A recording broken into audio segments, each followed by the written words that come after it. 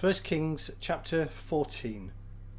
At that time Abijah, son of Jeroboam, became ill, and Jeroboam said to his wife, "Go, disguise yourself, so you won't be recognized as the wife of Jeroboam. Then go to Shiloh.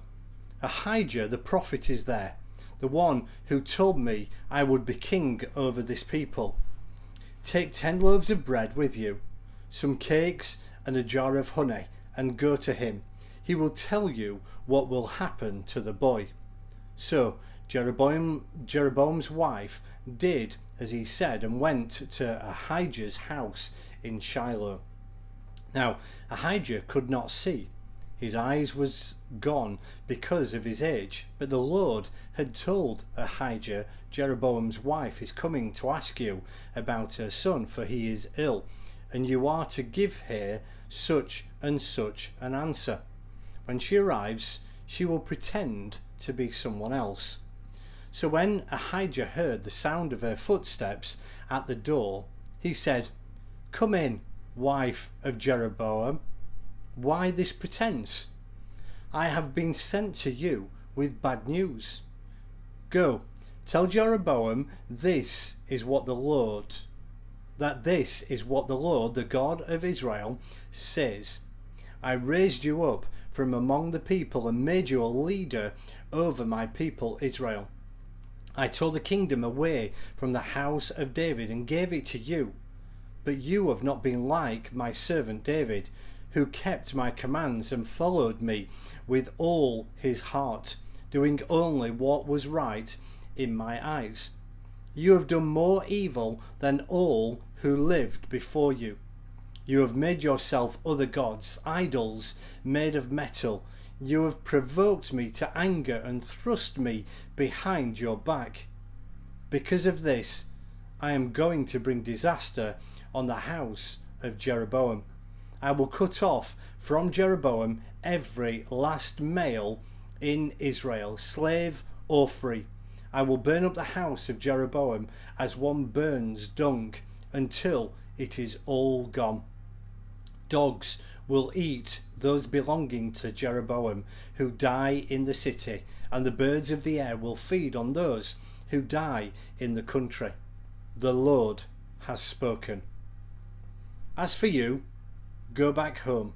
When you set foot in your city, the boy will die. All Israel will mourn for him and bury him. He is the only one belonging to Jeroboam who will be buried, because he is the only one in the house of Jeroboam in whom the Lord, the God of Israel, has found anything good.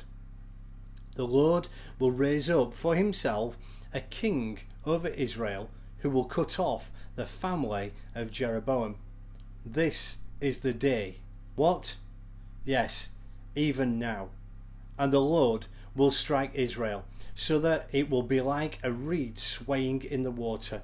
He will uproot Israel from this good land that he gave to their forefathers, scatter them beyond the river, because they provoked the Lord to anger by making Asherah poles.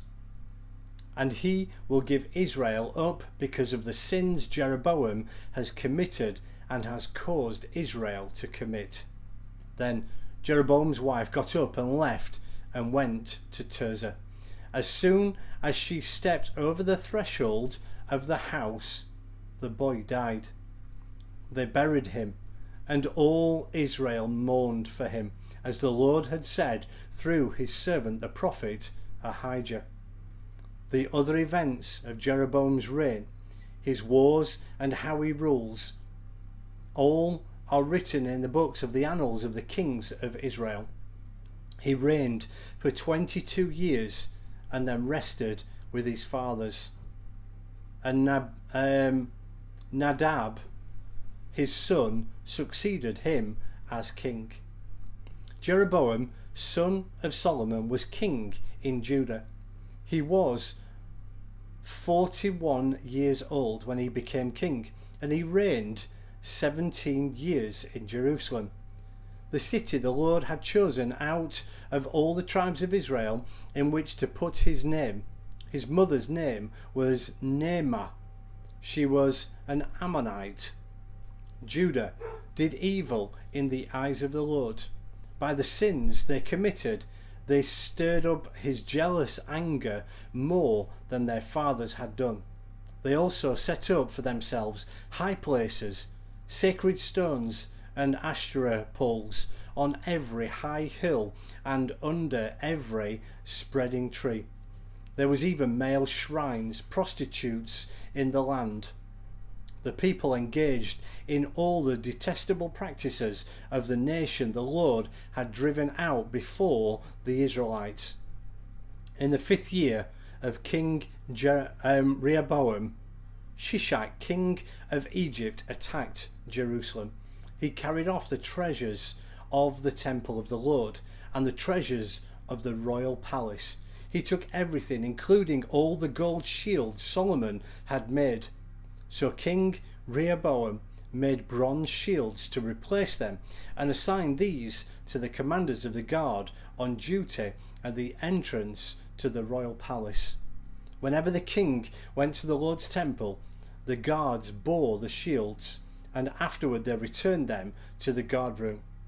As for the other events of Rehoboam's reign and all he did, are they not written in the books of the annals of the kings of Judah?